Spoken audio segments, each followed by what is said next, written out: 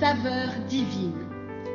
Cette bonne nouvelle du royaume sera prêchée dans le monde entier pour servir de témoignage à toutes les nations. Alors viendra la fin. Ce pain céleste vous est présenté par Immaculée Niraneza. Bienvenue très chers amis, vous tous qui écoutez cette émission. Que le nom de l'Éternel soit élevé. Je remercie notre Seigneur qui me donne encore une fois cette faveur de venir vous parler. J'ai le souffle de vie ce matin. Je bénis le Seigneur pour l'avancement de cette semaine. Je remercie Dieu pour vous tous, pour votre vie et pour la mienne. J'espère que vous allez bien là où vous vous trouvez. Encore une fois, c'est un privilège de pouvoir partager la parole de Dieu. Que le nom de l'Éternel soit glorifié. Alléluia. Je suis en train de voir la prière que Jésus-Christ a prononcée pour ses disciples avant la croix. Mais bien avant de continuer, permettez-moi de vous lire quelques paroles que Jésus lui-même a prononcées dans l'Évangile selon Jean, chapitre 6, au verset 48. Il a dit « Je suis le pain de vie. Vos pères ont mangé la manne dans le désert et ils sont morts. C'est ici le pain qui descend du ciel, afin que celui qui en mange ne meure point. Je suis le pain vivant qui est descendu du ciel. Si quelqu'un mange de ce pain, il vivra éternellement. Et le pain que je donnerai, c'est ma chair, que je donnerai pour la vie du monde. Mes bien-aimés de Dieu, ici, Jésus souligne que son corps meurtri, sa chair qui a été meurtrie, c'est pour nous, et les disciples devaient commémorer cet événement en partageant le pain et le vin, et le pain devrait symboliser son corps et le vin symboliser son sang versé à la croix. Plus loin, toujours dans le même chapitre 6, au verset 58, Jésus dira « C'est ici le pain qui est descendu du ciel. Il n'en est pas comme de vos pères qui ont mangé la manne et qui sont morts. Celui qui mange ce pain vivra éternellement. » Alors, lorsqu'il a prononcé ces mots, plusieurs de ses disciples, après l'avoir entendu, ils ont trouvé que cette parole était trop dure. Ils ne supportaient plus d'écouter cela parce qu'ils ne comprenaient pas ce qu'il racontait. D'ailleurs, la Bible nous dit que suite à cela, il y a plusieurs disciples qui commençaient à l'abandonner. Ils sont partis. Alors, Jésus, remarquant cela, il dit aux 12 qui restaient, au verset 67, il va leur poser cette question en disant « Et vous, ne voulez-vous pas aussi vous en aller ?» Alors Simon-Pierre lui répondit « Seigneur, à qui irions-nous? Tu as les paroles de la vie éternelle. Alléluia. Tu as les paroles de la vie éternelle. Et nous avons cru et nous avons connu que tu es le Christ, le Saint de Dieu. Alléluia. Nous sommes bénis, chers amis. Nous tous qui ont cru en Jésus-Christ, nous tous qui avons cru que Jésus-Christ est venu du ciel et qu'il est le pain de vie. C'est lui qui a les paroles de la vie éternelle. Gloire à Dieu parce qu'il nous a laissé une longue lettre d'amour. Et au travers cette lettre qu'est la Bible, nous trouvons des paroles qui nous réconfortent, des paroles de la vie éternelle, comme Jésus l'a dit. Ésaïe 50, au verset 4, il dit « Le Seigneur, l'Éternel m'a donné une langue exercée pour que je sache soutenir par la parole celui qui est abattu. » Ce matin, je bénis Dieu qui m'a donné une langue exercée pour que je puisse te soutenir par sa parole. Toi qui es abattu, toi qui es fatigué, toi qui es malade, reçois la parole de la vie éternelle au nom de Jésus-Christ.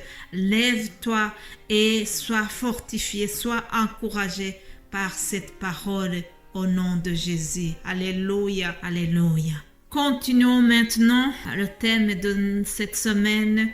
Nous sommes sur la prière que nous trouvons dans Jean chapitre 17. Il s'agit d'une intercession que Jésus a faite auprès de son Père. Dans cette prière, il y a 2 ou 3 parties. Une partie où il parle de lui-même, et après il parle des disciples ainsi que de toutes les personnes qui ont recru en lui. Alors, nous arrivons au verset 4 et 5. Aujourd'hui, je parlerai seulement de ces 2 versets. Jean 17, verset 4, Jésus dira: « Je t'ai glorifié sur la terre, j'ai achevé l'œuvre que tu m'as donnée à faire. Et maintenant, toi, Père, glorifie-moi auprès de toi-même de la gloire que j'avais auprès de toi avant que le monde soit. » Alléluia. En effet, chers amis, Jésus-Christ a glorifié son Père lorsqu'il était sur terre. De quelle manière est-ce qu'il l'a fait? Il a été tenté comme nous en toutes choses sans commettre de péché. Ah oui, chers amis, s'il peut se vanter d'une chose, c'est que Jésus-Christ a été tenté comme nous. Cependant, il a été victorieux dans tout. Il n'a jamais péché. Autre chose, il a glorifié son Père parce que même s'il était Dieu, il n'a point regardé à son égalité avec Dieu. La Bible nous dit que comme une proie à arracher, il s'est dépouillé lui-même en prenant une forme de serviteur et en devenant semblable aux hommes. Et il a apparu comme un vrai homme. Il s'est humilié lui-même et il s'est rendu obéissant jusqu'à la mort. Et ce n'est pas n'importe quelle mort, chers amis, c'est jusqu'à la mort de la croix. Alléluia. Tout cela, il était en train de glorifier son Père. À plusieurs reprises, Jésus-Christ a souligné qu'il est venu pour faire la volonté de son Père. Il est venu non pas pour faire sa volonté, mais pour faire ce que Dieu le Père lui avait demandé. Il était envoyé par lui et il devait chaque fois se soumettre à lui-même, se soumettre à la volonté du Père.